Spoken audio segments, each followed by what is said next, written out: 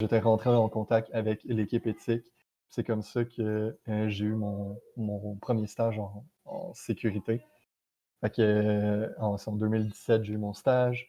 Puis en 2018, j'ai gradué et GG Well Played. J'ai fait aussi, dans ma dernière année d'université, la spécialisation de sécurité. Là. Fait que c'était 2 modules de sécurité où il y avait 6 cours, où on voyait des buffer overflow, de la cryptographie, le OWASP Top 10 et plein d'autres sujets de cybersécurité. Puis après ça, je suis allé travailler directement dans l'équipe éthique en sortant de l'université. Fait qu'une fois que je suis sorti de l'université, d'abord, je me suis inscrit au SCP pour le faire. Ensuite, j'ai atteint le front page de Ring Zero avec genre dans le top 50. Je pense que c'était avec 500 points qu'il fallait dans le temps. J'ai contribué à quelques projets comme Payloads Auditing sur GitHub, un projet que je recommande à tout le monde d'aller checker si vous voulez exploiter quelque chose. C'est d'aller voir là-dessus. C'est une bible d'informations pour l'exploitation. C'est surtout web, mais il y a un peu de tout. Ensuite, je suis allé suivre au SCE. Puis, cette année, j'ai fini premier au NordSec avec mon équipe. Puis, l'année dernière, j'ai fait un training, pas un training, un workshop au Hackfest que j'organisais, qui était sur de l'exploitation plus web avancée avec des attaques qu'on voit rarement dans les CTF ou même dans les nouvelles. Puis, finalement, cette année, j'ai changé d'emploi, que je suis rendu à la Banque nationale dans une équipe de pentesting. Un peu l'équivalent de qu'est-ce que Éthique avait pour Desjardins, mais là, à la Banque nationale. Fait que si on y va plus du côté du pentest, qu'est-ce que c'est? Qu'est-ce que ça mange en hiver? Un pentest, c'est des tests d'intrusion qui sont autorisés, ça c'est vraiment important, pour simuler une cyberattaque sur des ordinateurs ou qui a pour but d'évaluer la sécurité d'un système. Ok, merci Wikipédia pour cette magnifique définition-là. Généralement, pour toute chose dans la vie, il y a des intrants puis il y a des extrants. Dans les intrants d'un pentest, il faut définir un scope, il faut définir un objectif ou des objectifs, puis on va avoir différents types de tests, soit white box, gray box, black box. Puis ça, en gros, c'est le niveau d'accès qui vont être donnés aux testeurs. En black box, ça serait par exemple, voici un URL, tester la sécurité de ce site-là. Puis on n'a aucun détail. Un gray box, ça pourrait être par exemple tester ce site-là avec l'URL, mais on vous donne le code source de l'application. Comme ça, on est un petit peu plus, on sait un petit peu plus qu'est-ce qui se passe du côté de l'application. Puis en white box, c'est qu'on a un contrôle sur le tout. Fait que ça pourrait être voici un environnement de développement qui est identique à la production. Puis on vous donne des accès admin dessus la machine. Vous pouvez voir RDP, vous pouvez faire tout ce que vous voulez dessus. Puis on est capable de mettre des breakpoints dans le code. On est capable de voir toutes les requêtes qui sont effectuées à base de données, etc., etc. Et ça va vraiment dépendre de quel genre de type de test que c'est. Souvent, si c'est des applications qui sont faites à l'interne, ça va être plus vers du white ou du gray. Puis si c'est des applications d'un fournisseur, ça va être souvent du black box parce que le fournisseur ne veut pas donner son code de ses applications. Puis l'extrant d'un pentest, souvent c'est un rapport avec des vulnérabilités, de l'exposition de mauvaise configuration, puis des correctifs sur comment qu'on se protège des erreurs qui étaient présentes lors du pentest. Fait qu'un pentest, il y a des phases. D'abord, ça commence par une planif, comme qu'est-ce que je vous disais avec les intrants. Ensuite, tu as une reconnaissance qui peut être passive ou active, ou les deux. On va avoir une analyse de vulnérabilité. de l'exploitation, puis ensuite le reporting, où ça va être les extrants avec le rapport. Ça, généralement, ça va ressembler pas mal à ça dans le day-to-day d'un pentester, où il y a juste, mettons, cette étape-là qui va être plus ou moins présente. Par exemple, si vous travaillez dans une firme de consultation, probablement que c'est pas le pentester qui va définir le scope du test. Ça va être le client avec quelqu'un qui va être le partenaire du client. Puis il va définir le scope, tout ça. Puis après ça, vous allez recevoir un mandat qui dit pentester telle affaire, voici le range. Puis vous commencez à faire de la reconnaissance, vous analysez les vulnérabilités, vous exploitez tout ça, puis ensuite vous reportez. Puis il y a même des cas où la chaîne va se retourner. Fait que si, mettons, je trouve une vulnérabilité dans un site web qui était dans le scope, puis là, ça me donne accès au site, puis quand j'exploite la faille, je suis connecté sur le serveur, puis je vois que je vois d'autres bases de données qui sont pas dans le scope, par exemple.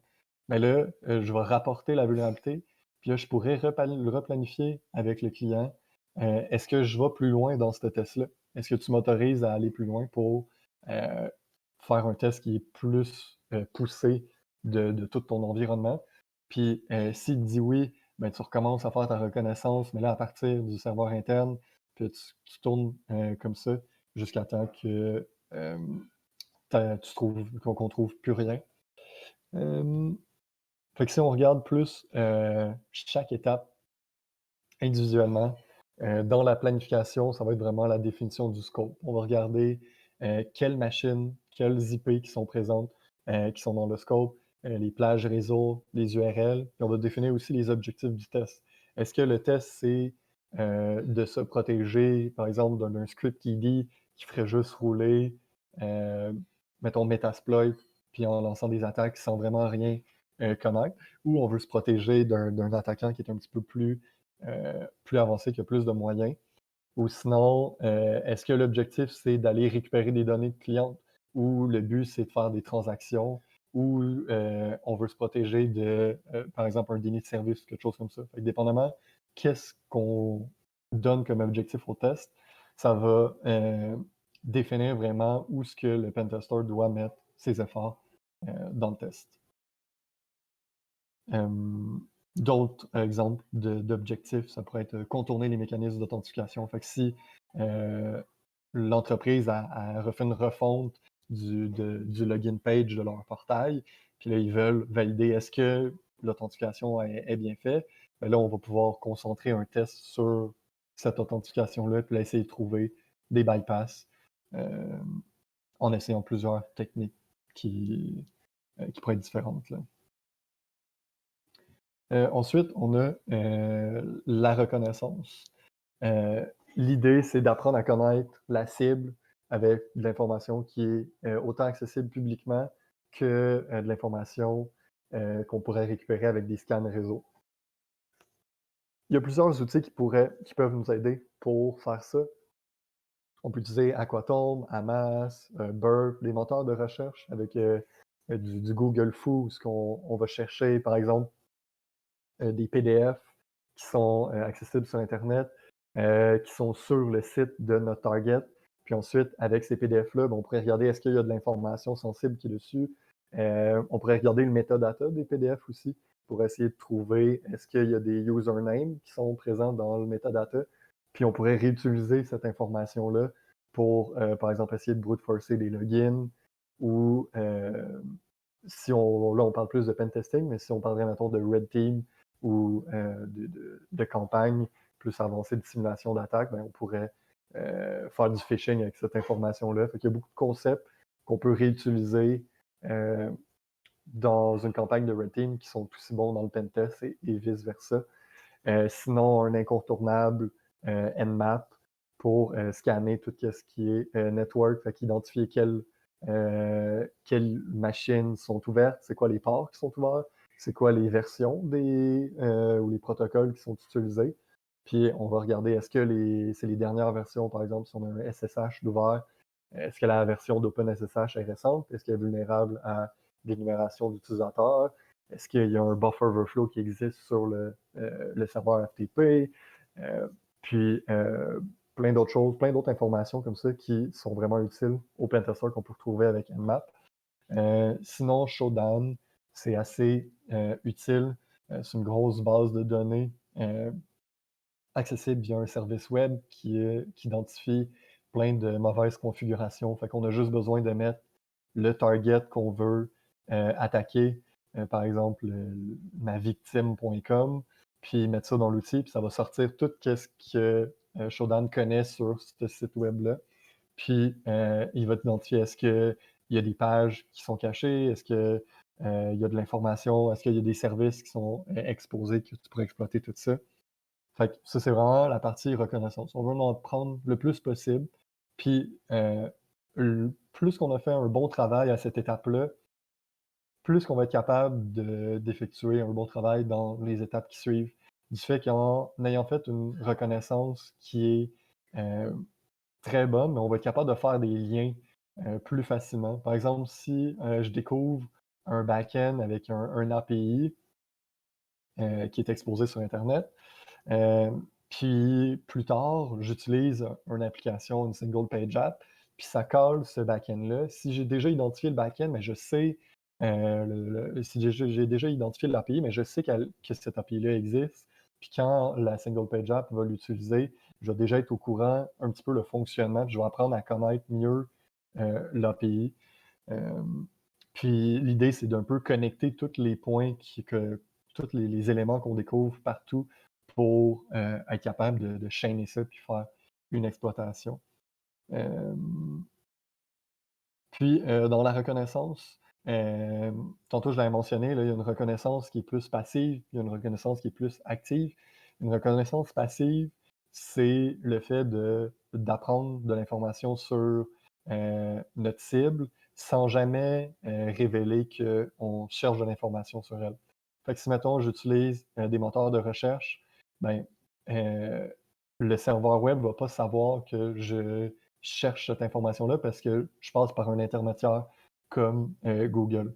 Si j'utilise Shodan, ben, je fais juste query tout le data que Shodan a accumulé, puis c'est pas moi qui fais l'action directement de scanner la cible. Par exemple, par contre, si j'utilise Nmap, là, euh, je vais utiliser mon ordinateur, puis il va avoir mon adresse IP qui va parler au serveur de ma cible, puis il va avoir des logs comme quoi j'ai communiqué avec cette machine-là. Fait que là, c'est là qu'on parle d'actif, dans le sens où on fait des actions qui ont un impact sur les systèmes euh, de notre cible.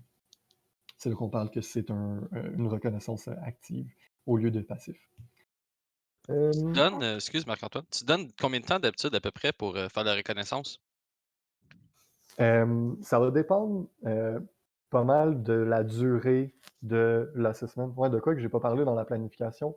Il va y avoir aussi la durée du test. Fait que dépendamment de si c'est une grosse application, ça peut aller jusqu'à 15 jours, 20 jours de test.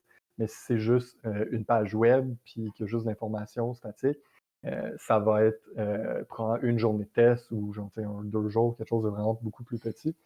Puis, ça va vraiment varier d'un test à l'autre. Par exemple, si j'ai un test de 5 jours, je vais prendre passer comme une bonne journée à faire de la reconnaissance. Fait que l'idée, c'est comme d'énumérer le plus possible qu'est-ce qui est disponible. Fait que, tu sais, si on prend le pourcentage, ça serait, mettons, 20% du temps que je mettrais à la reconnaissance. Parce que c'est vraiment ça qui va t'identifier les points d'entrée que tu peux trouver, puis les endroits où ça pourrait être mal configuré. Parce que si, mettons, je teste un serveur, puis je fais un Nmap qui n'est pas complet, ça se peut que je passe à côté d'un service qui était exposé sur Internet. Puis ce service-là, ça se peut qu'il soit mal configuré. Fait que la reconnaissance, c'est l'étape qui te permet de t'assurer que tu as couvert vraiment 100% de la surface d'attaque. Ou au moins, tu as regardé l'ensemble de la surface d'attaque. Tu n'as pas nécessairement mis des efforts qui étaient poussés dans chaque partie, mais tu étais au courant que c'était là. Versus si tu passes trop vite, ça se peut qu'on passe à côté de des éléments qui sont importants. Là. Ok, cool. Il y a une question pour toi. Pour éviter d'être repéré, Est-ce que tu peux utiliser, par exemple, un proxy, un VPN ou Tor pour faire tes scans? Ouais, ouais, c'est une technique qui peut être, utilisée.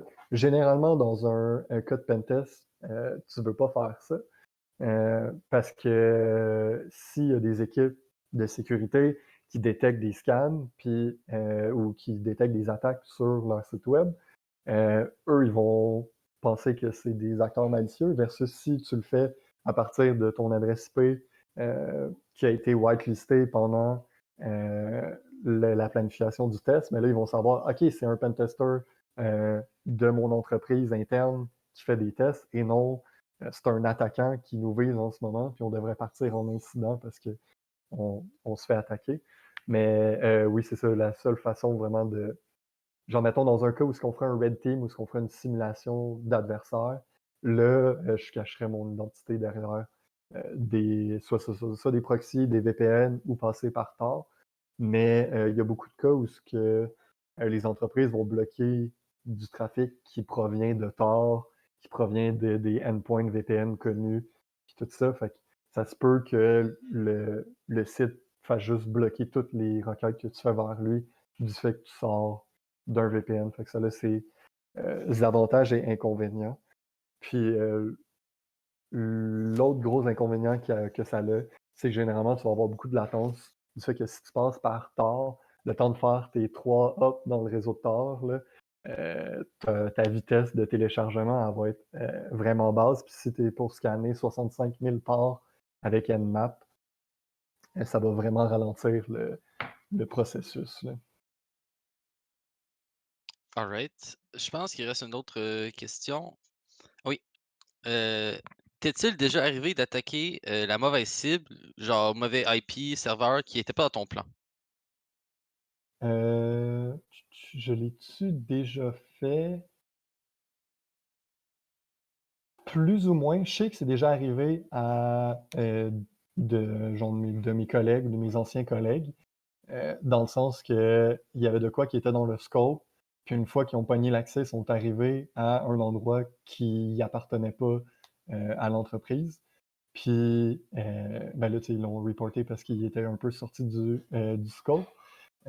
Moi, pas mal, les seuls moments que je le fais, genre, j'arrive, genre, tu sais, ça m'est jamais arrivé de le faire accidentellement. Puis, tu sais, ça, c'est vraiment juste une partie où ce que, euh, des fois, le scope qui t'est donné, c'est pas nécessairement légitime. Fait qu'il faut vraiment faire attention à qu'est-ce qu'on scanne, là. Souvent, qu'est-ce que je vais regarder, c'est quand j'ai des URL, tout ça, je vais faire je vais checker c'est qui own la machine avec un who is, puis je vais valider vraiment est-ce que ça appartient à la personne qui me demande de faire le pentest ou c'est un fournisseur.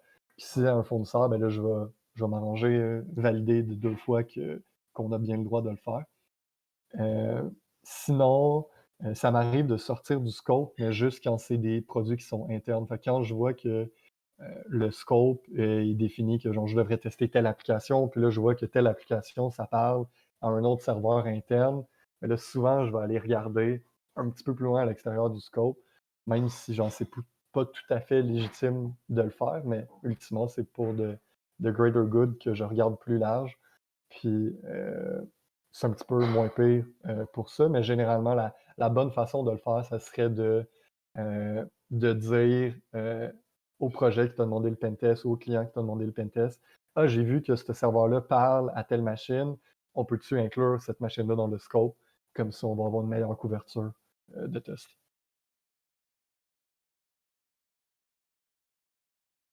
Oui, je pense que c'est tout pour les questions pour cette partie-là. OK, parfait. Merci. Fait qu'ensuite, on arrive à l'analyse de vulnérabilité. Là, une fois qu'on a sorti notre liste de tout qu'est-ce qu'on a découvert sur le target, on veut identifier les vulnérabilités puis déterminer leur sévérité. Fait que qu'est-ce qu'on peut utiliser comme ressource? On peut utiliser les CVE pour trouver des vulnérabilités qui existent genre par version. Fait que si on fait notre scan and map, souvent on va avoir les versions des programmes qui sont ou des protocoles, des services qui sont hostés. Puis là, on peut juste faire des recherches rapidement sur cette information-là. On peut utiliser le exploit database pour trouver des exploits qui existent, qui sont publics, pour essayer d'élancer sur un peu, pour savoir est-ce que ça s'applique dans mon cas ou pas. Sinon, on peut regarder les CWE. Ça, c'est une base de données qui contient plein de vulnérabilités. Puis c'est pas des vulnérabilités un peu comme des CVE, où c'est une vulnérabilité sur une version précise d'un logiciel. C'est plus des problèmes conceptuels. Par exemple, un login, un reset de password qui utilise un token qui n'est pas cryptographiquement fort. Fait que ça voudrait dire, mettons, que j'envoie un token de reset de password, puis c'est un chiffre entre 1 et 10. Ben genre, c'est facile pour un attaquant de brute forcer cette valeur-là, puis tomber dessus. Puis là, j'ai 1 puis 10, mais ça pourrait être 1 puis 100 000. Puis c'est moins bon parce qu'en 100 000 requêtes, je suis assuré à 100% d'avoir trouvé le token de reset de password, versus si je génère un token complètement aléatoire, de, mettons, 120 caractères de long, ben genre, ça va être beaucoup plus long à brute forcer que juste un chiffre de 1 à 100 000. Puis, ça fait que cette base de données-là, c'est de CWE. Ça te permet de juste connaître un peu les types de problèmes qui existent. Puis, si tu vois un système, mettons, d'authentification, ben, tu peux regarder les CWE qui s'appliquent à un login, mettons. Puis, tu peux essayer de tester pour trouver cette vulnérabilité-là.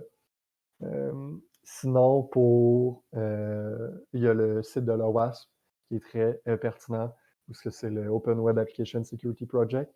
Ils font leur top 10 des vulnérabilités les plus communes et présentes sur les applications web. Fait qu'on peut regarder, on peut chercher pour des vulnérabilités du top 10.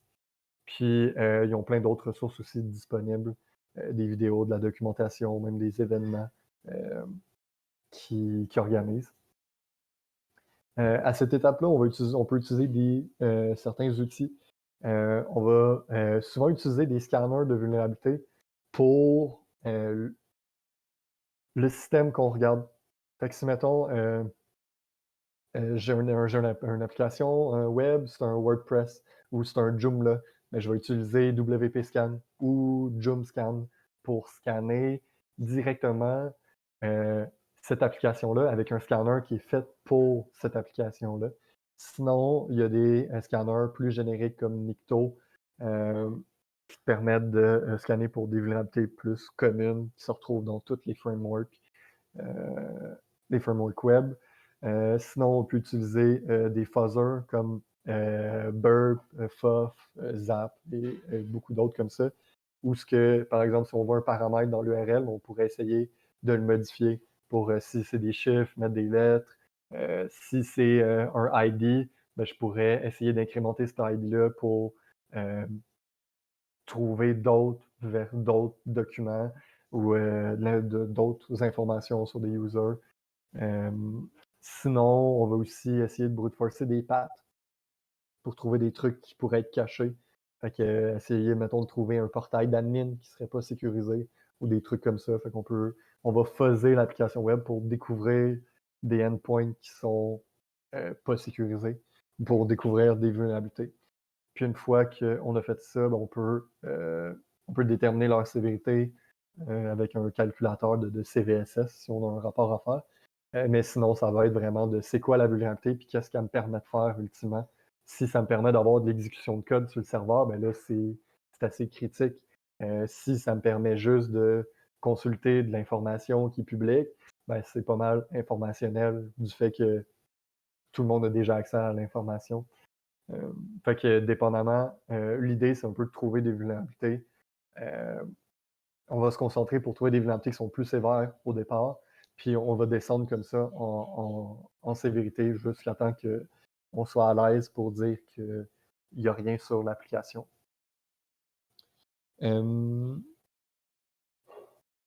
Sinon, une fois qu'on a identifié des vulnérabilités, ben on va partir sur l'exploitation. C'est là où on va généralement peser sur le gros bouton rouge, puis on va exploiter la faille, puis là, on va essayer de tenter d'atteindre notre objectif. Fait que là, par exemple, on pourrait essayer de voler des données du site web avec une injection SQL. On pourrait essayer d'élever nos privilèges euh, avec une faille quelconque, faire un déni de service. Ben, généralement, on ne va pas faire de déni de service, mais on pourrait tester pour voir si le déni de service pourrait fonctionner. Généralement, c'est un truc qu'on veut éviter de faire là, quand vous êtes pas mal sûr qu'il y a un déni de service. Vous le rapportez, mais vous l'utilisez, genre vous l'utilisez pas parce que ça va juste créer des problèmes. Mais c'est si vous êtes dans un environnement de test puis vous avez la permission, ben c'est dans l'étape de l'exploitation qu'on va prendre la vulnérabilité qu'il y avait, qu'on a identifiée à l'étape précédente. Puis là, vraiment, on va lancer l'exploitation. Puis on va, on, on va essayer de pogner des privilèges plus élevés ou d'accéder à des données. Il y a plusieurs outils qu'on peut utiliser, Metasploit, SQLmap, puis, et bien d'autres. Là. Ça va vraiment dépendre de quel type de vulnérabilité qu'on a identifié.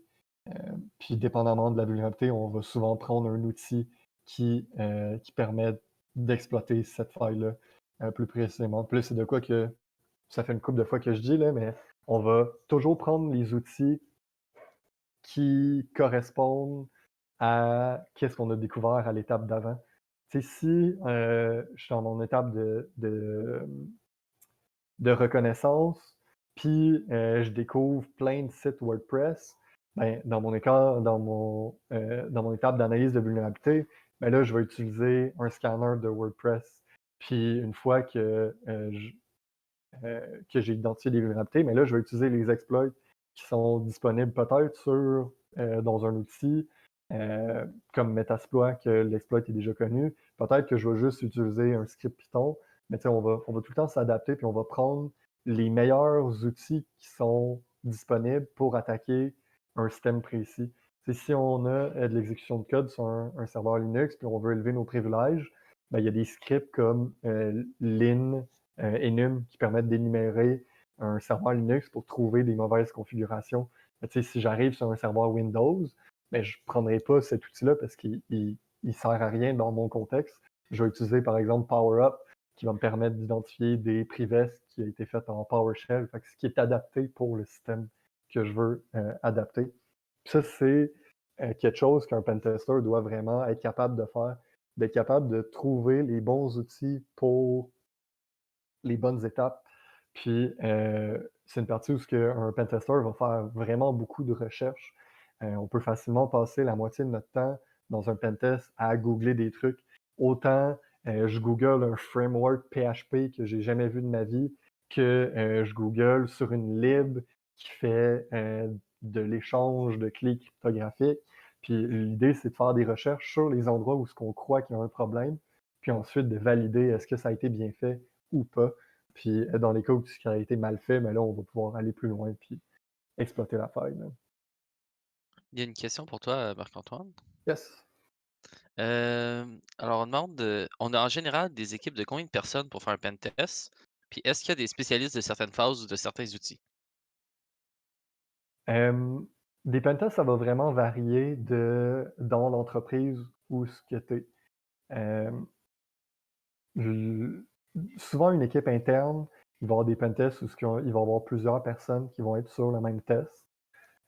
Généralement, ça va être par exemple un testeur plus senior avec un testeur plus junior. Puis c'est utilisé aussi euh, comme une façon de former les testeurs. Euh, mais ça va varier vraiment de la grosseur du test. Si, mettons, on teste un environnement qui a, je ne sais pas, 200 machines dans 4 réseaux différents, ça va être un test qui va être effectué à plusieurs personnes. Ça pourrait être 2, 3, 4, 5 testeurs qui vont être sur ça en même temps. Si c'est une application web qui a juste une page, ça va sûrement être juste un testeur qui va le checker du fait qu'il est capable de valider un petit peu ça plus rapidement. Fait que ça varie vraiment de cas en cas. Pour les firmes externes, généralement, ça va être comme un ou deux pentesters qui vont être pairés ensemble pour faire un test pour un client. Sinon, pour les outils, Ça va vraiment avec, l'expérience de chacun. Heu, j'avais, par exemple, SQLmap, j'ai un de mes amis, puis ancien collègue, que c'était vraiment une machine, d'SQLmap. Fait que lui, peu importe quel problème que tu avais, il trouvait une façon de le régler, avec SQLmap. Puis souvent, c'est plus je le sais que telle personne est bonne avec cet outil-là, puis, cette personne-là, souvent, elle va documenter, comment qu'elle utilise cet outil-là, puis elle va le partager au reste de l'équipe. Puis, par exemple, si je décide d'utiliser un nouvel outil que personne n'a jamais testé, ben, je vais souvent partager mon expérience avec l'outil. Je vais, partager qu'est-ce que j'ai été capable de faire, comment je l'ai fait, est-ce que ça allait bien ou est-ce que cet outil-là, c'est vraiment pas bon, puis genre, si vous avez à l'utiliser, faites-le pas avant qu'il y ait, genre, une nouvelle version, qui est meilleure. Fait que tu as tout le temps du monde qui sont meilleurs avec des outils que d'autres. Puis, mettons une force d'une équipe de pentest, c'est de savoir, genre, partager ses connaissances entre ses testeurs, puis, de pas avoir peur de demander de l'aide. Fait que, il va toujours en avoir qui vont être meilleurs avec les outils, mais, ultimement, tout le monde se débrouille pas mal avec tous les outils qui sont utilisés, là, après un certain temps, là.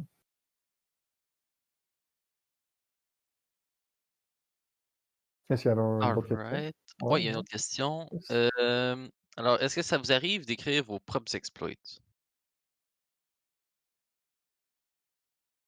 Hem, ouais, je l'ai fait à quelques reprises. C'est plus, souvent, c'est assez straightforward. Tu sais, si tu testes une application web, puis tu as accès au code, tu vas trouver l'endroit où ce que c'est problématique. Puis là, souvent, c'est une requête dans Burp, là. Fait que souvent, on va le tester dans, le repeater, puis, on va modifier les paramètres jusqu'à temps que ça fonctionne, puis, ça va marcher. Mais ça m'est arrivé à quelques fois où ce que j'ai fait vraiment plus un exploit qui faisait comme une cinquantaine de requêtes au serveur puis qui chaînait, des vulnérabilités pour, faire une exploitation qui était plus poussée. Hem, mais ça c'est vraiment du cas par cas, là.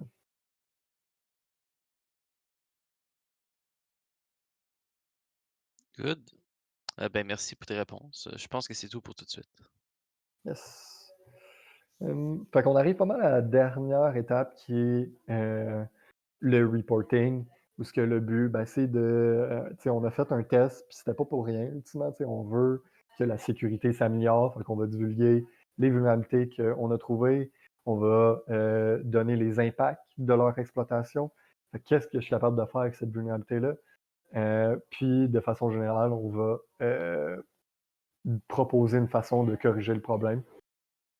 Fait qu'il va y avoir souvent 4 sections, un titre, une description de la vulnérabilité, l'impact que ça a avec souvent une cote de CVSS, qui est une façon de scorer la vulnérabilité, où ce qu'on dit, est-ce que c'est une exploitation qui peut être faite remotely ou il faut être local?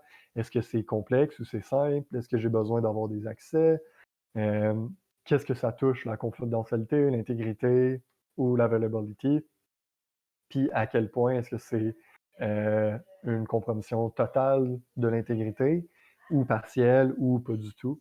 Puis en répondant à ces questions-là, sur le calculateur en ligne, ça va nous donner un vecteur, puis ça va nous donner une cote de 0 à 10, où 10 c'est une vulnérabilité critique, 9 et plus c'est critique, je pense. Ensuite, c'est de 7 à 9, c'est une high, de 4 à 7, c'est du moyen, puis en bas, c'est du low. Puis, c'est ça qui va permettre hem, de prioriser la correction de la vulnérabilité. Si j'ai une faille critique, puis, j'ai 3 failles qui ont des impacts qui sont genre plus faibles, je devrais me concentrer à corriger, la faille critique avant de corriger, la faille qui a un impact faible. Puis c'est avec ça qu'on va comme fermer, conclure le travail. Puis c'est la partie que tous les pentesters préfèrent. Non, ça c'est une blague, je suis très sarcastique, là. C'est le bout où ce que j'ai tout réussi à exploiter, puis là maintenant, il faut que je documente tout ça. C'est un peu comme documenter, son code, là. Il y a personne qui, aime faire ça. Hem, Puis, une fois qu'on a documenté, on en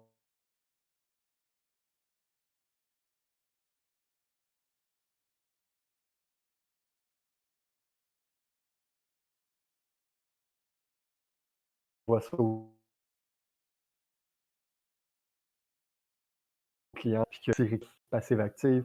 Après ça, on y va plus hands-on, on va essayer de trouver des vulnérabilités, on exploite le tout, puis on fait notre reporting. Fait que ça, c'est de quoi que pas mal tous les pentesters vont faire dans leur travail. Parfois, la planification, c'est pas nécessairement, c'est peut-être le chef d'équipe qui va la faire, qui va définir les scopes. Peut-être ça va être des conseillers en sécurité. Parfois, ça va être le client qui va le demander, puis le testeur va pas avoir son mot à dire là-dedans. Mais généralement, toutes les autres étapes jusqu'au reporting, le pentester va être pas mal obligé de faire ça. Fait que sinon, pour aller plus loin, comme dans le pentesting ou comme pentester, généralement, ben, tu veux participer à des événements. C'est des façons vraiment d'apprendre sur plein de sujets hyper rapidement, un peu comme les conférences, les ateliers qui sont donnés. J'avais vu qu'il y avait de l'exploitation, du exploitation binaire ou du reverse il y a quelques semaines. C'est des bonnes façons d'apprendre sur des sujets. Sinon, ça, des événements comme le NordSec, le Hackfest, le Montréal, c'est vraiment des bonnes places pour apprendre. Sinon, il y a des plateformes en ligne qui permettent d'apprendre plus la sécurité de façon légale et sans s'attirer de problèmes. Comme Portswigger, ils ont le Web Security. C'est plein de challenges qui parlent un peu du top 10 OWASP et autres, puis qui expliquent vraiment en détail comment exploiter des failles. Je pense qu'il y a comme des dizaines de challenges sur des injections SQL, puis ça commence du concept le plus simple, puis ça build up jusqu'à des exploitations d'injections SQL blind. Puis ils t'apprennent vraiment à te débrouiller là-dedans. Sinon, Ring Zero, c'est une bonne place pour tester ses connaissances, essayer d'exploiter des failles. Puis souvent, c'est un aspect un petit peu plus black box, dans le sens que tu as un endpoint, il faut que tu l'exploites. Parfois, il y a des challenges plus white box, où ce que tu as le code qui t'est donné, fait que tu es capable de le déployer en local, puis de faire tes tests. Puis sinon, si on veut faire un petit peu plus de quoi qui ressemble plus à des tests d'infra ou de genre network, il y a Hack the Box, où on a des serveurs qui sont vulnérables, puis on les attaque. Aviez-vous des questions?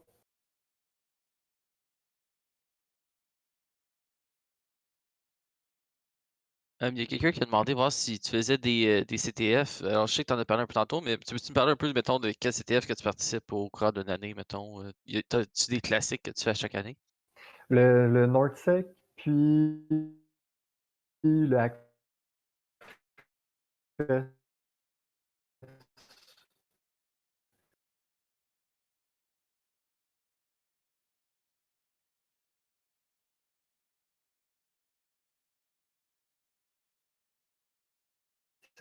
des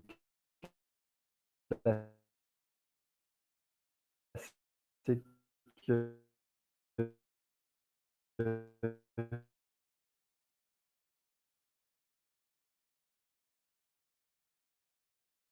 je faisais à chaque année. Euh, Sinon, il y avait le Derbycon,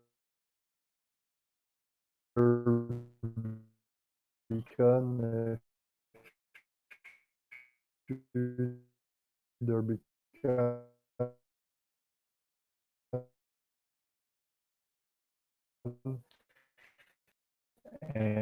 qui était une conférence au Kentucky, à Louisville, Euh,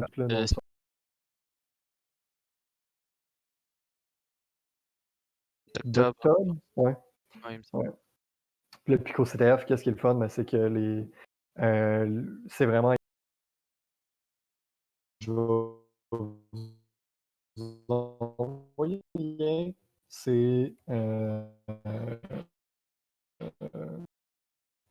un repo GitHub où est-ce que j'ai fait un petit track avec un WordPress.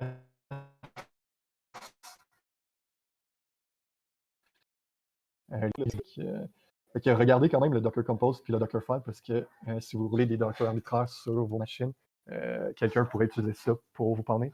Fait que c'est toujours une bonne chose à faire de lire le Dockerfile avant de l'exécuter.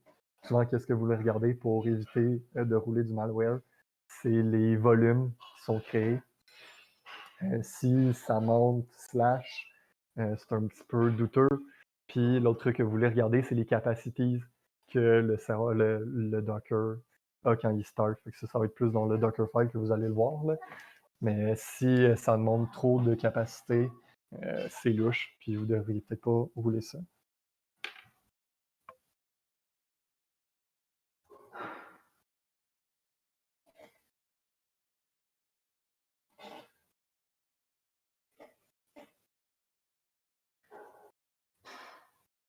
Mais ouais, puis une fois que vous avez parti le, le lab avec le Docker Compose Up, ça va exposer sur localhost par 8000 le WordPress, puis vous pouvez commencer de là. Fait que, comme je disais, c'est la partie reconnaissance qu'il faut commencer. Fait que il faut en apprendre plus sur la plateforme. Fait qu'il y a une bonne technique, mais ça serait d'utiliser WP Scan pour identifier qu'est-ce qui est présent sur cette plateforme-là. Puis si vous avez des problèmes à configurer ou de quoi, n'hésitez pas à poser des questions. Ouais. Ce que je pense que je vais faire, c'est que je vais permettre à tout le monde de parler sur le channel maintenant que l'atelier est terminé. Speak. Ouais, should be good. Ok. Je pense que le monde peut se démute si jamais ils ont des questions. Fait qu'ils pourront être closés directement, ça va être plus simple.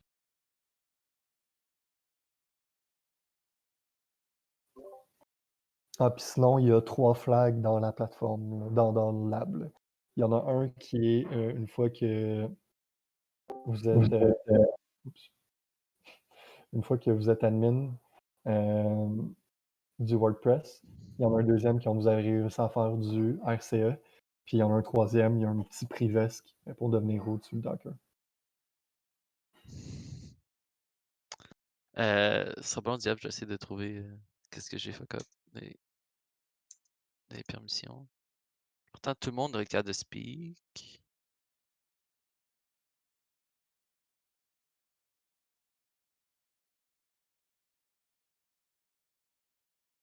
Tu peux peut-être essayer de Decoreco, diable, si tu veux essayer de parler. Ah, ok, ils sont server mute. Sont-tu. Ouais, si tu cliques Ah non, droit sur leur juste, nom. ouais, juste diable et server mute. C'est peut-être de sa faute à lui, hein, je sais pas. Ah, ils sont tous server mute. Ce qui est pas normal.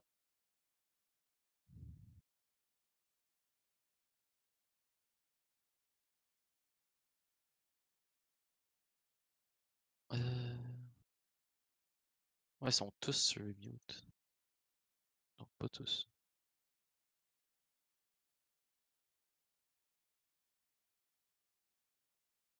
Ok.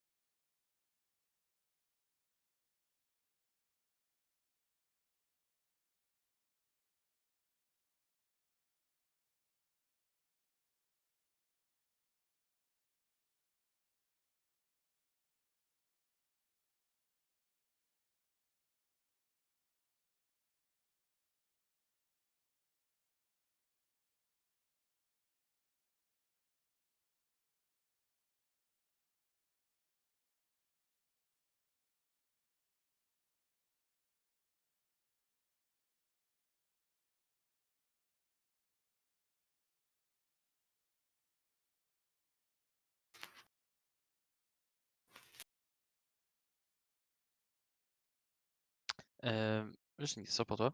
Yes. J'essaie de run Metasploit. Mhm. C'est-tu grave si je le run sur mon localhost? Genre si je m'attaque moi-même ou ça fait rien? Euh, Si tu essaies d'attaquer le WordPress à partir de localhost, euh, tu seras pas capable de te reacher du fait que Ouais, ok. Docker va le partir dans un réseau virtuel, là. Fait que tu ne pourras pas te reparler directement. Il faudrait que tu mettes l'adresse IP de ton host, mais dans le range de Docker. Puis là, ça pourrait fonctionner. Mais ça reste à voir. Ok. Sinon, si tu veux vraiment comme attaquer puis genre tu sais, avoir une machine qui est reachable, tu pourrais te spawner un autre machine Ouais. dedans le Dockerfile, là. Yeah. Le Docker Compose, là, ça pourrait Ok. fonctionner. Mais je vais tester, voir si je suis capable de ping back mon host.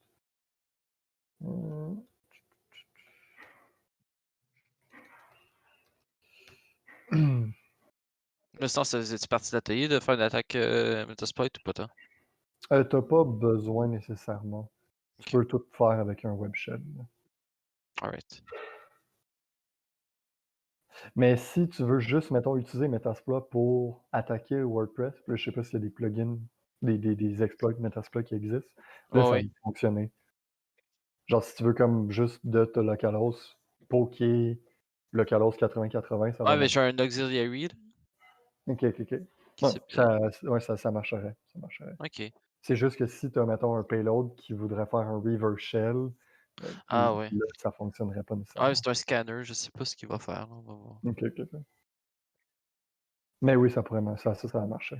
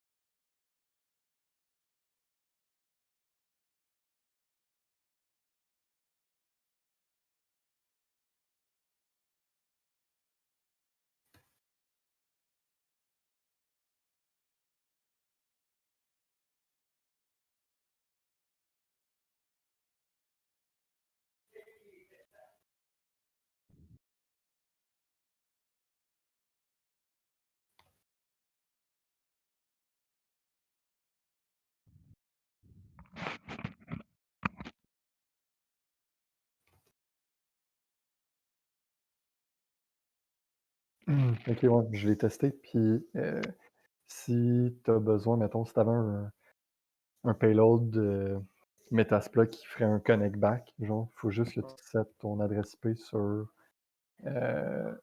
celle du réseau de Docker, là, fait que Ok. 172 19 0 01, genre, qui est comme ton, ton host, puis les Docker qui sont dans ce même network-là, ils vont être capables de le reacher, là. Fait que ça Nice. pourrait fonctionner. Ok.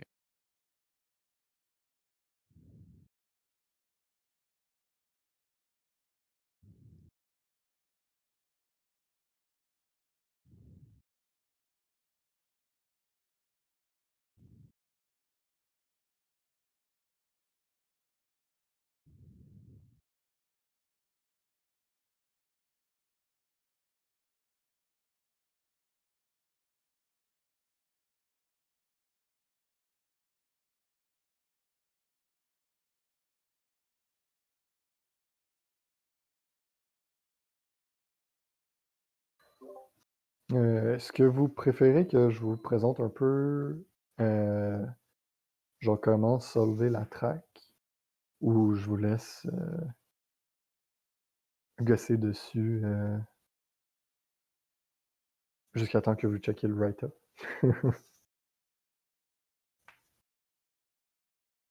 Ou la solver? C'est 2 façons, possibles. C'est une bonne question. I guess qu'il est déjà 8 heures, fait que tu peux peut-être commencer à présenter un peu, que le monde puisse commencer à regarder. Vu que, mettons qu'on vise de terminer vers quelque chose comme 9 heures, là. Fait que quand tu jugeras un peu combien de temps qu'il te faut pour présenter, là. OK, OK, OK.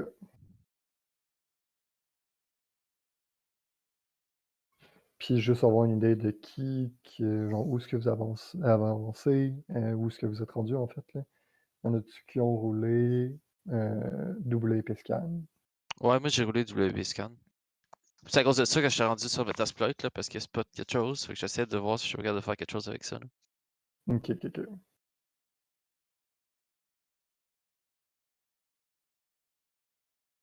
C'est le bout où c'est important de googler, heu, Ouais, exact.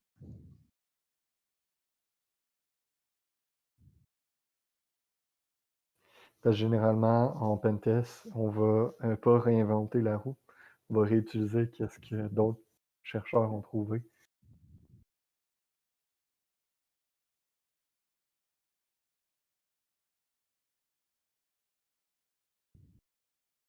Ouais, ben ça, ben j'ai trouvé genre, je pense une brute force attaque, là. Mais j'essaie juste de configurer mon Metasploit pour le faire, là. Euh, je sais pas si. Je vais peut-être juste pas dire c'est quoi, là, parce qu'il y a du monde qui sont encore en train de chercher.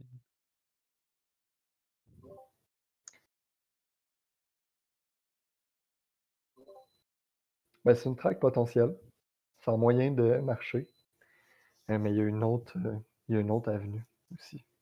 Ok. Parce que si je regarde mon scan. Ouais, il y a deux trucs, là. Il y a genre un plugin bizarre qu'il a trouvé. Après Mmh. ça, il y a. Moi, ce que j'essayais de faire, c'était avec. C'est quoi? C'est XML RPC? Je sais pas si ça aussi c'était. Ouais, ben ça, c'est un petit peu troll, mais le XML RPC, c'est là par default. Genre, c'est pas mal une image vanille de WordPress qu'il y a sur le Docker. C'est Ok. pas mal toujours activé. C'est semi-dangereux Ouais, dans mais un ça permet de faire du brute force, je pense, sur le mot de passe. ouais, mais tu sais, tu es quand même capable de faire du brute force sur le login Sans. direct. Ouais, c'est Ouais. ça. Fait que là, je suis comme la seule différence, c'est que tu as peut-être une requête de moins à faire. Dans le sens que tu as peut-être un get à faire sur le login form pour avoir un token CSRF. Puis encore là, il n'y a pas toujours de token CSRF sur les logins. Fait que, Ouais. genre, je pense que tu peux brute forcer aussi d'une autre façon, là. Ok. Mais oui, généralement, quand on s'attaque à des WordPress, c'est souvent les plugins qui sont problématiques du fait qu'ils sont outdated. Souvent, c'est Ouais, comme ça, c'est un ça aussi que j'ai développeur vu, ouais. qui l'a fait tout seul dans son sous-sol, puis genre, il l'a jamais retouché en 10 ans, genre. Pas en 10 ans, là, mais genre en des 4 dernières années. Puis sinon, c'est la version de WordPress qui est vraiment outdatée. WordPress, ils ont fait un move qui est vraiment intelligent, qui est que les WordPress, ils s'auto-updatent tout seuls. Fait que si tu le Ah configures ouais, pas, hein? il va s'auto-updater, ouais. Ouais. Fait que là, ça permet de protéger la majorité des WordPress, parce que généralement, le monde, il setupait une fois puis ils retouchaient plus jamais dans leur vie. Fait que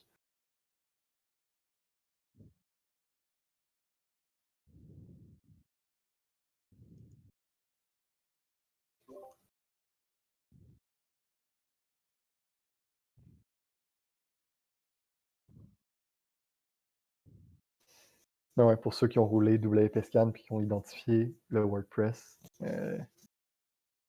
j'essaierai de, faire plus de recherches sur cette qui ont identifié le plugin, je ferai plus de recherches sur ce plugin-là. Ouais, ça m'a étonné que c'était pas dans ExploitDB. Ouais, c'est ça, moi aussi, j'ai juste essayé puis je l'ai pas trouvé. C'est assez récent quand même. Ah oui, c'est vraiment récent. Je pense que la POC est là depuis genre une semaine et demie ou deux, là. Oh my god, ok, ouais, tu t'es sorti du fresh out of the oven. Ouais, mais qu'est-ce qui me tentait vraiment de faire maintenant, c'est parce que quand tu regardes les WP Scan, les vulnérabilités qui sont sorties, euh, ils attendent comme 2 semaines, un mois avant de publier l'exploit. Puis j'étais comme, j'avais le goût de faire un challenge maintenant un petit peu plus difficile où ce que ça te donne genre tu sais qu'il y a une vulnérabilité, puis la POC est juste pas encore publique, genre. Fait que tu sais c'est quoi la version, tu sais c'est quoi qui l'a patché, mais t'as pas les infos, puis là c'est comme tu reverse la patch pour trouver l'exploit puis l'exploiter, ou que tu le retrouves en black box en sachant c'est quoi qu'il faut que tu exploites. Euh, je trouve que ça ferait un pop-up challenge maintenant, là. Je pense que je l'ai peut-être trouvé.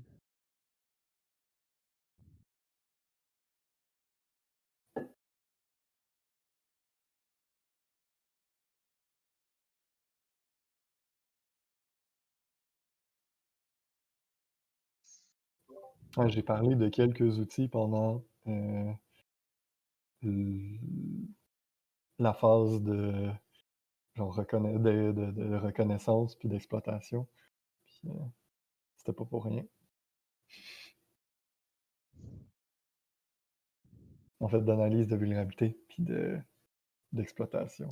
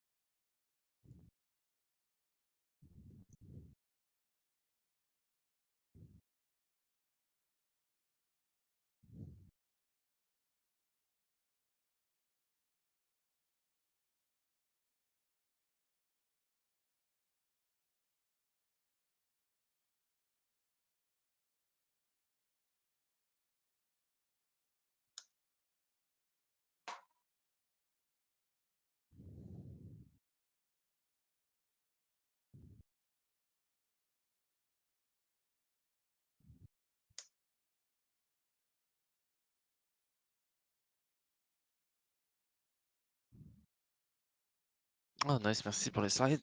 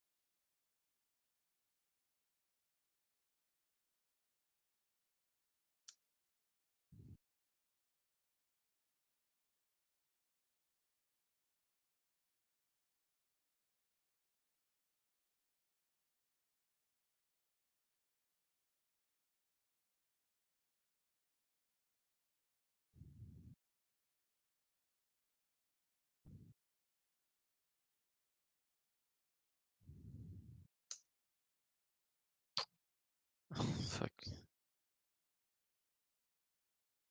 C'est moi qui sais pas utiliser fucking SQL Map.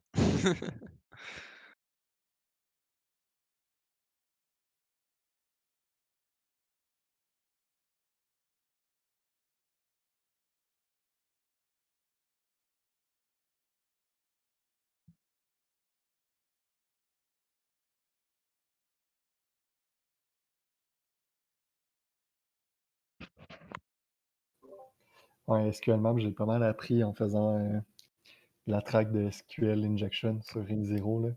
Ah ouais? On était trois euh, à s'attaquer à tous les challenges. Puis on était comme SQL Map only.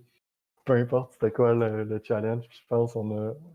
J'étais à combien de challenges dans SQL Map? Dans SQL Injection? Euh, je pense que j'en ai fait 20 sur 30, genre, avec SQL Map. Là. Ah, wow.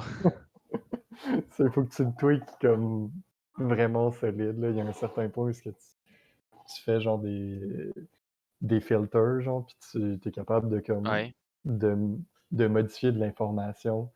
Genre, tu as certaines injections, ce qu'il faut que tu calcules, genre le MD5 sum de ton payload, genre. Puis tu es capable de le faire avec SQLmap. Là, genre, tu peux faire du pré puis du post, genre processing sur les inputs que SQLmap utilise. Puis genre, quand tu commences à faire ça, genre, c'est comme les SQLmap a plus de limites. Là. C'est,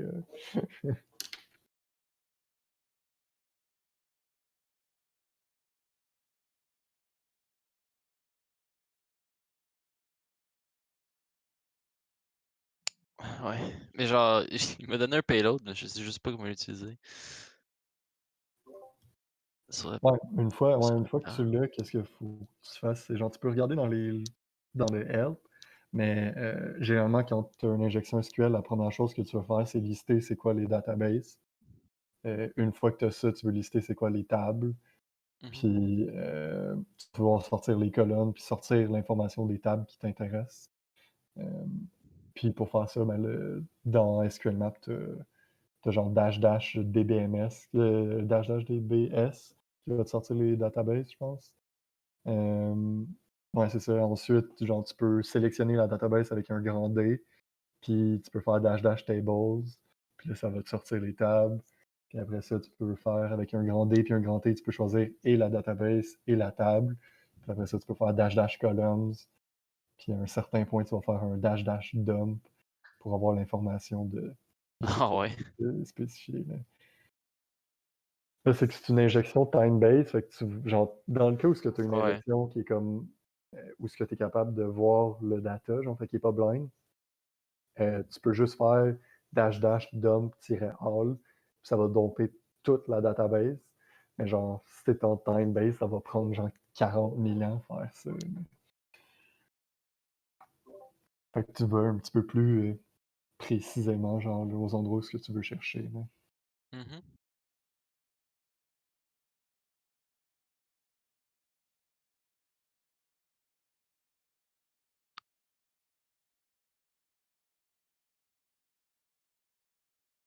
Ah, user manual, ok, c'est ça que je voulais.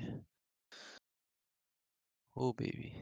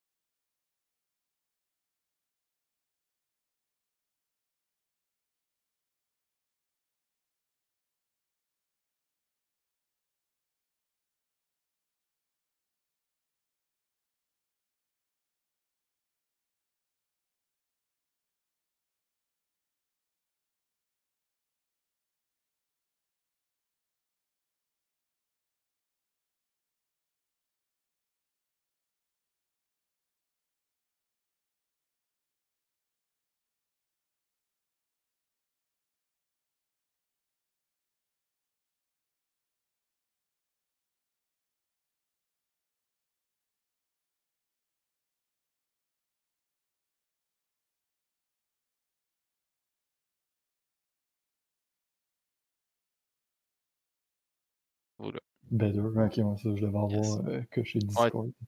Yeah. Pas très utile à sharer ce truc-là. Fait quoi, la première fois qu'on pouvait, genre, quand on arrivait sur la page, sur le WordPress, si on faisait juste se promener un petit peu, on arrivait puis on voyait cette drôle de forme-là quand on allait sur le compte admin. Ça, j'ai aucune idée pourquoi ça finit là, mais ça finit là. Sinon, quand c'est ça, c'est un peu plus période de reconnaissance active, puis je me promène sur le site. Fait que là, ici, on a une première page qui est le Hello World classique de WordPress. Si je change le paramètre dans l'URL, on tourne un simple page. Ça fait du sens encore. Si je vais sur la page 3, c'est la page Not Found. Si je vais sur la page 4, j'ai un redirect vers le même formulaire qu'il y avait sur la page d'admin. Puis on peut voir qu'il y a RSVP Maker ici. Fait que si on fait une petite recherche de RSVP Maker, on voit que c'est un plugin WordPress. Puis généralement, quand moi je fais un pen test puis je cherche quelque chose, je vais taper exploit ou vuln après. Puis on voit que le plugin est vulnérable à de l'injection SQL. Mais là, ce plugin-là est vulnérable. Là, je ne sais pas si c'est la bonne version. Fait que là, vu que si on connaît bien WordPress, on sait qu'il y a le dossier WP Content qui existe. Puis dans ce dossier-là, il y a le dossier plugins. Puis dans plugins, on peut mettre la version du plugin qu'on veut. Puis on va rien trouver au départ, mais si on va dans readme.txt, on va avoir le readme du plugin. Puis généralement, pas mal tous les plugins WordPress ont un readme parce qu'il y a la version du readme, puis c'est qui le fait, puis c'est quoi les licences, blablabla. Puis si on descend un petit peu plus bas, on a le changelog. Donc là, on peut voir que la dernière version dans le changelog, c'est le 7.8.1. Si on revient sur notre recherche qu'on avait ici, on voit que toutes les versions en bas de 7.8.2 sont vulnérables à une ingestion SQL non authentifiée. Puis en plus, on est chanceux, on a la POC qui est ici, donc on peut juste la copier, changer l'URL pour pointer à la bonne place, puis on laisse SQLmap faire sa magie. Sinon, il y avait une autre façon d'aller le chercher, puis c'était en faisant un petit scan avec WP Scan. Quand on roule le plugin, l'outil demande de faire un update, on lui dit non, puis il va commencer à scanner tout le WordPress. Il va identifier c'est quoi le thème qui est utilisé. Il va checker s'il y a des configs par défaut, des backups de configs. Il va regarder un petit peu les headers. Des fois, ça peut donner des informations qui sont intéressantes. On voit qu'il y a XML-RPC qui est activé. Fait que on aurait pu brute forcer les credentials. On a accès à d'autres informations comme ça. Mais l'endroit qui nous intéresse vraiment ici, c'est la section plugin identifié. Fait qu'on peut voir que il y a il a identifié l'endroit où il y avait le plugin, puis c'est l'endroit où je suis allé checker. Puis la dernière version du plugin, ça serait celle-là, si je ne me trompe pas. Puis lui, il a identifié que c'était la version 7.1. Là, si on avait la version pro de WP Scan, puis on y avait donné un token d'API, il nous aurait déjà dit que c'était vulnérable. Mais vu qu'on ne paye pas, il faut aller le googler pour le trouver. Une fois qu'on a ça, ben, il nous reste juste à exécuter la query qu'il y avait sur... ouais, je ne suis pas au bon endroit. Exécuter la query qu'il y avait sur le site. On peut prendre ça directement, changer l'URL. Puis, je vais aller chercher SQLmap.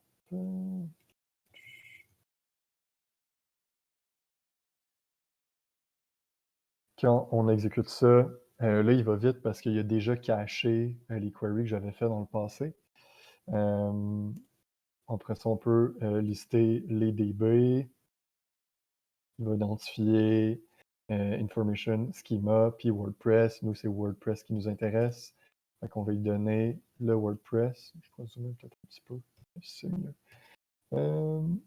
Puis, là, j'ai oublié de dire qu'est-ce que je voulais lister, mais je vais vouloir lister les tables de la base de données de WordPress. Là, il m'a sorti 15 tables. Celle qui m'intéresse, c'est celle de users pour aller chercher le hash du password de l'admin. Puis ça, puis là, je vais domper les colonnes. Mais si je connais déjà c'est quoi les colonnes d'une table de user de WordPress, je pourrais directement mettre les colonnes que je veux sortir, puis il va le sortir.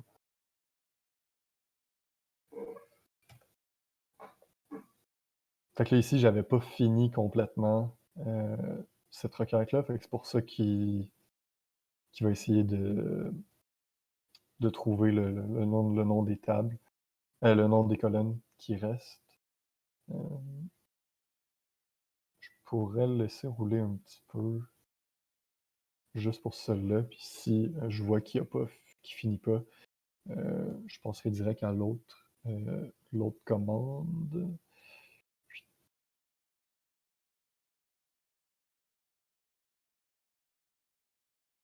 Okay, fait que là, il est allé chercher display name.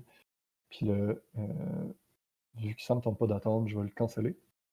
Puis je connais déjà les colonnes que je vais aller chercher. Je vais aller chercher la colonne du username parce que en théorie, j'aurais tout dompé la DB, mais c'est dans le username, dans le email qu'il y a le premier flag. Ensuite, je vais aller chercher le username du user que je suis en train de domper, puis je vais aller chercher le hash de son password. Fait qu'on fait ça. Là, on voit ici que j'ai le email qui est le flag, j'ai le user admin, puis j'ai le hash du password de l'admin. Donc ici, je peux essayer de craquer ce hash-là, puis je vais utiliser l'information par le mode par défaut, là, le mode 1. Puis vu que je l'avais déjà craqué, il l'a déjà identifié, puis le password, c'était password 2 qui était un password relativement faible. Sinon, qu'est-ce qu'on aurait pu faire si SQLMap n'avait pas été capable de le craquer? On aurait pu essayer de le craquer nous-mêmes avec H4. Puis, qu'est-ce qu'on peut faire? C'est aller sur le site d'H4, chercher le pattern. Je pense que c'était $9. C'est ça?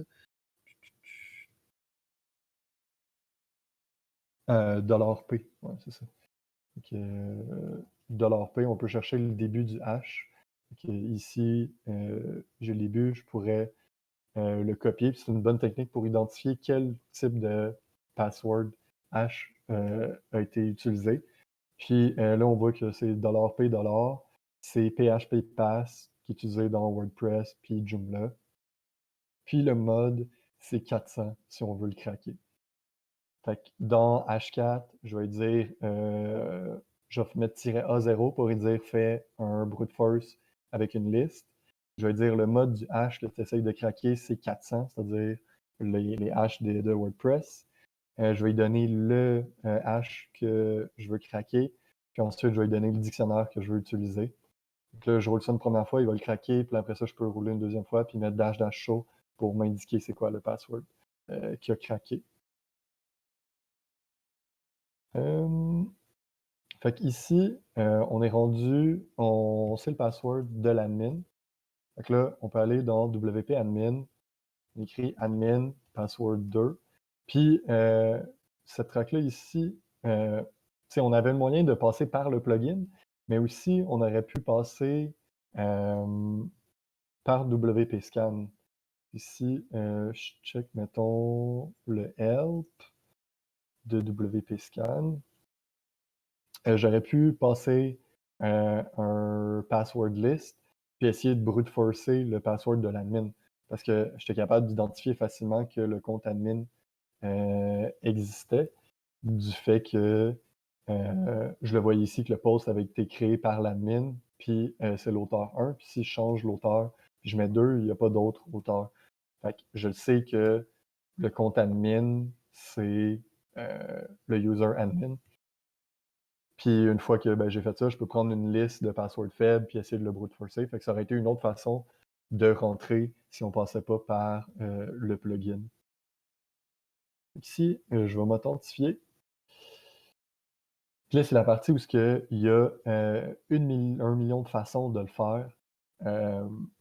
Vu qu'on est admin WordPress, on a accès à beaucoup de fonctionnalités. Puis, c'est généralement un problème que toutes les CMS ont. Vu que tu es capable de créer du contenu arbitraire sur le serveur, tu es capable d'exécuter des commandes arbitraires sur le serveur. La question, genre, c'est juste comment je vais le faire, mais généralement, c'est toujours possible de le faire. Soit que c'est une feature qui te permet d'ajouter des templates, puis tu as du template injection dedans. Des fois, tu peux parser des configs, puis tu vas avoir de la désérialisation dans le parser de config. Parfois, tu vas pouvoir éditer des pages directement, puis mettre du PHP. Dans Joomla, tu as une page qui s'appelle, je pense, PHP Shell ou quelque chose comme ça, ou PHP Execute.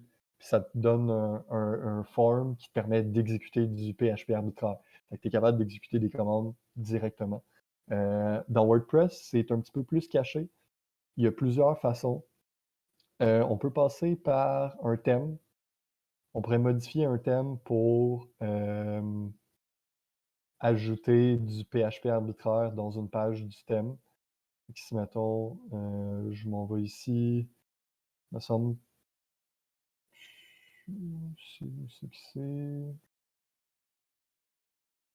Faudrait que je retrouve l'endroit où ce que c'est. C'est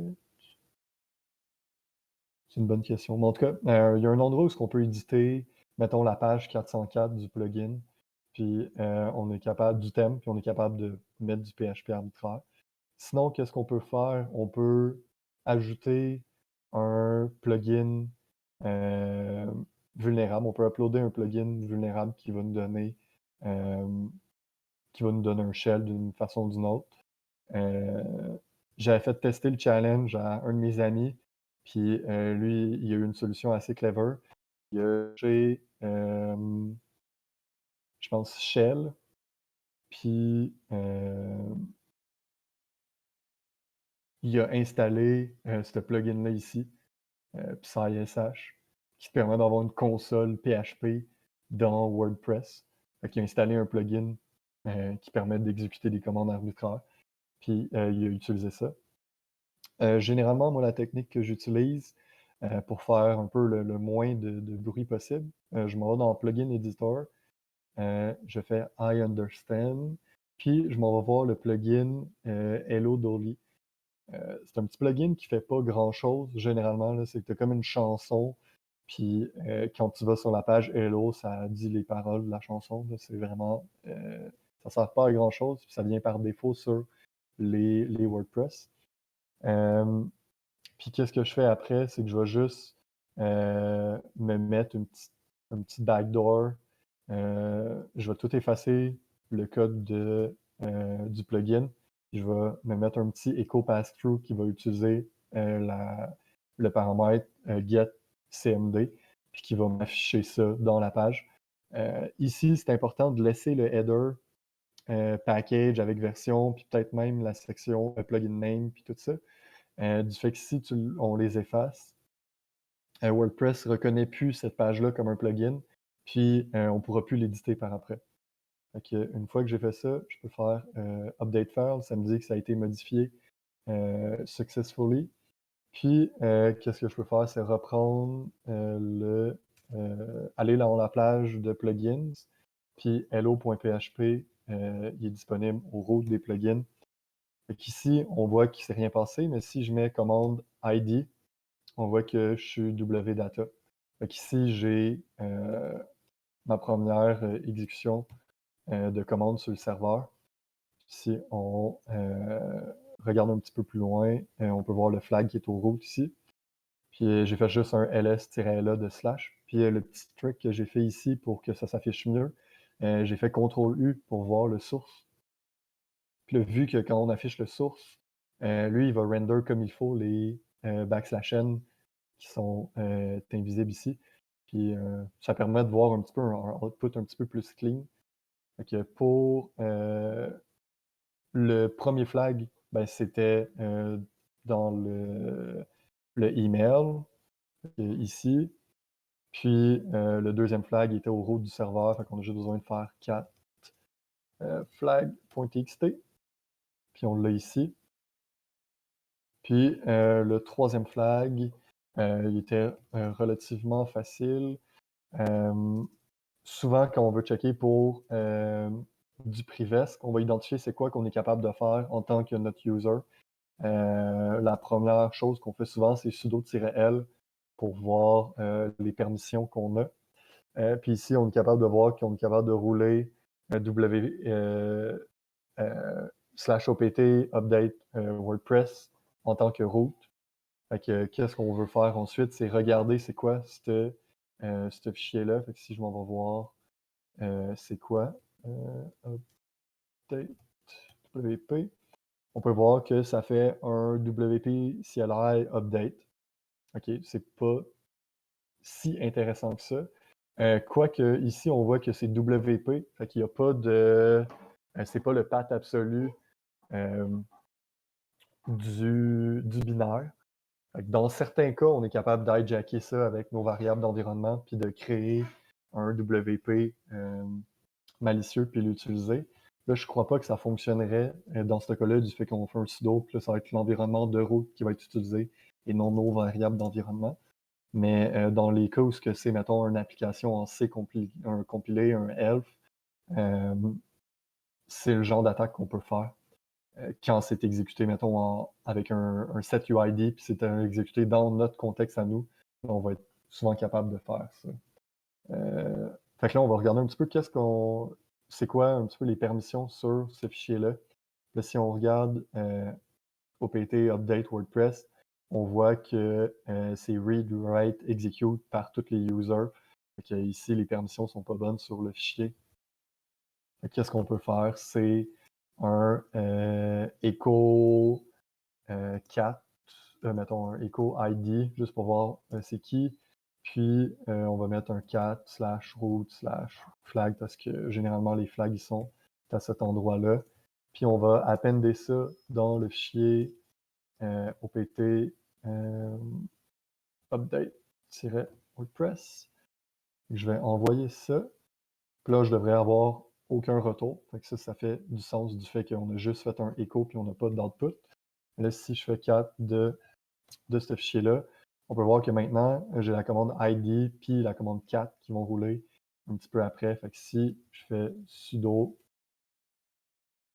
cette commande-là, ce binaire-là, ben cet exécutable-là, on va voir que le WordPress a été updaté, que ça roulait en tant que root, puis que ça l'affiche le dernier flag.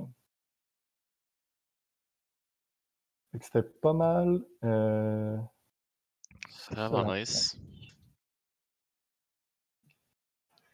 Puis c'est un classique de WordPress plugin vulnérable. Puis une fois que tu es admin dans un WordPress comme ça, tu as toutes les permissions. Là. Puis après ça, ben, c'est un petit basic privé qu'il y avait. Mais généralement, c'est ça. On veut faire de l'énumération pour comme ça, genre, être sûr de tout voir les aspects. Puis, là, ici, on identifiait qu'il y avait un plugin, puis on pouvait chaîner les attaques pour avoir une compromission complète du serveur. Là. Vraiment cool.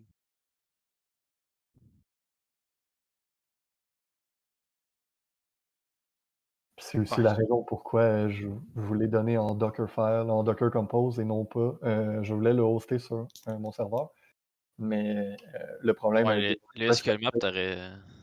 Ouais, ça aurait peut-être été un petit peu de load sur le serveur, mais ça m'inquiétait pas trop. Mais c'était plus la partie, une fois que tu es admin WordPress, tu peux détruire le WordPress, fait que ça gâche le fun de Ouais, tout le c'est monde. vrai. Fait que c'est le genre de track que tu peux juste avoir dans un infra Owner Tech. séparé au NordSec ou en local comme ça, là. Genre, ben, Ouais, en fait, exact. quand dans le workshop que j'avais fait au Hackfest, on avait fait un setup qui permettait de l'isoler, là. En gros, quand tu t'inscrivais au workshop, on, on te donnait un token, puis tu allais sur une plateforme, puis quand tu rentrais ton token, puis tu t'inscrivais, on te spawnait un infra dédié dans AWS, là, dans ton propre euh, VPC, là, puis Ah, genre, vraiment tu étais nice. vraiment isolé, là, fait que c'est les seuls moyens, là, faut que tu aies un infra isolé pour faire des challenges comme ça, sinon, c'est genre tout le monde se pile ses pieds, puis dès que quelqu'un a réussi à être admin WordPress, puis qui, mettons, il upload un plugin, puis le plugin, il casse le WordPress, mais ça vient de péter à la traque pour tout le monde, puis là, t'es comme, OK, dommage. Ouais, c'est sûr. Là. Cool.